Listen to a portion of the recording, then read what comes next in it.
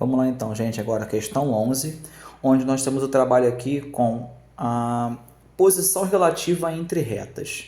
E aí nós temos que lembrar que o seguinte, que num plano cartesiano, né, eu tenho aqui quatro retas, as retas R, S, T e U.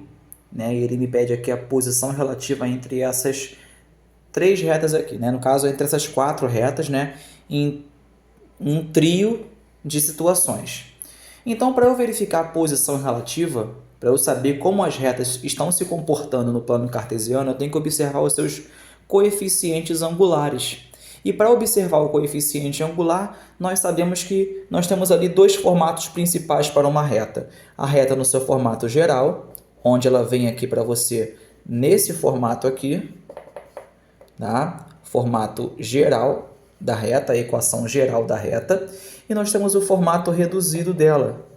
E aí, quando está no seu formato reduzido, fica muito mais fácil você observar o coeficiente angular, que é esse m aqui.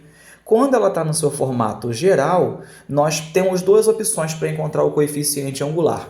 Utilizando a fórmula do coeficiente angular ou passando ela do seu formato geral para o seu formato reduzido. Só que nem sempre é fácil passar do geral para o reduzido, porque às vezes dá fração, né? E fica uma coisa mais complicada de você conseguir tirar o coeficiente angular dali de dentro. Então, eu sempre, né, aconselho a utilizar a fórmula. E qual é a fórmula para você encontrar o coeficiente angular através da equação geral? É você lembrar dessa fórmula aqui, que o m para você, quando tu tem a equação geral, com ax mais by mais c igual a zero, o seu m vai ser o quê? Menos a que divide b. Somente isso. E aí, com qualquer equação geral, você consegue encontrar, né, o coeficiente angular através dessa situação aqui. Então, lembrando disso, agora a gente vai vir para a questão aqui. Então, nós temos que ter o seguinte foco nessa questão, encontrar os seus coeficientes angulares, que eu vou estar marcando aqui, ó, com as seguintes caracterizações. MR, coeficiente angular da reta R, MS, MT e MU. Os quatro coeficientes vão aparecer para mim aqui. Eu posso perceber claramente que nas retas R e S fica fácil perceber que o coeficiente angular aqui é o 2. Por quê? Nós sabemos que quando está no seu formato reduzido, y é igual a alguma coisa, formato reduzido. E aqui quem está junto com o x automaticamente é o coeficiente angular. Então eu já sei que na reta R e na reta S, o meu coeficiente angular é 2. Basta eu encontrar agora, né, nas outras duas retas que se encontram no seu formato geral. E aí eu vou lembrar dessa fórmula aqui.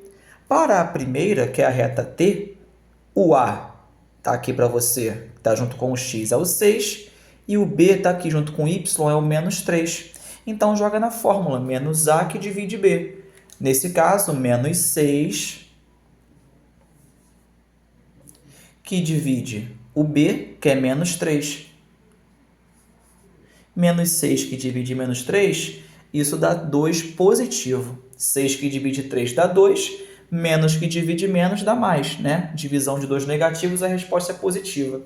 E, finalmente, da reta U, que também está no seu formato geral. Não tem a presença aqui do termo independente, que seria o termo C, mas continua no seu formato geral, porque tem todas as partes e igualada a zero no final. Sempre que está igualado a zero, nesse caso, é a equação no seu formato geral.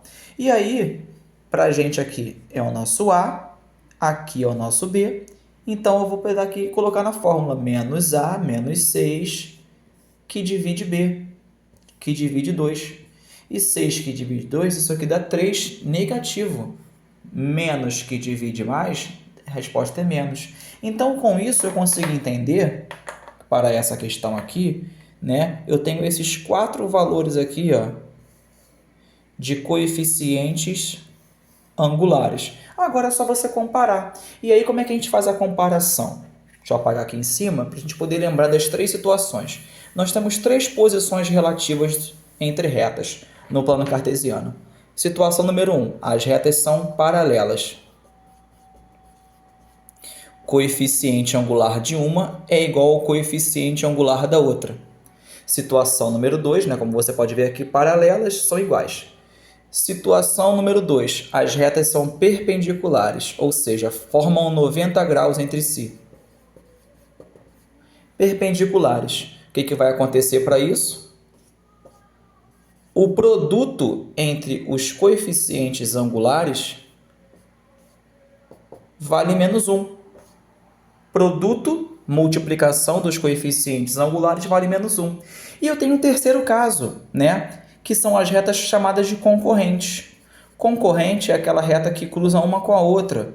Não que as perpendiculares não sejam concorrentes. As perpendiculares também são concorrentes, mas são um caso particular, tá? E aí, para ser concorrente, simplesmente os seus coeficientes angulares têm que ser diferentes um do outro, tá? Só lembrando, graficamente, para você poder entender essa diferença de um para o outro, o paralelo, as retas estão assim, correndo juntas.